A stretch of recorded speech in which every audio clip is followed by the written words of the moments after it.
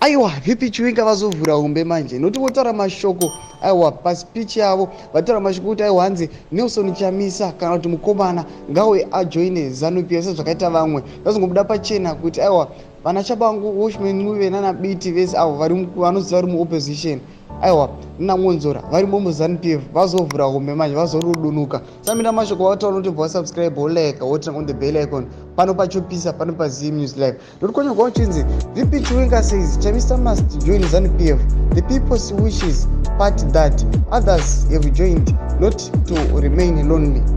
6 years after being advised by activists to deploy soldiers and state agents to hunt down Chamisa, the civil society, destroy evidence of war crimes until every form of political power is neutralized. An operation that is involved sending soldiers to kick Chamisa out of his harvest house building and furthermore violently forcing him to resign from his own party TSHABANGU. Vice President Constantino Chiwenga has said Mnangagwa's opponent must join his ZANU-PF party like his colleagues have done.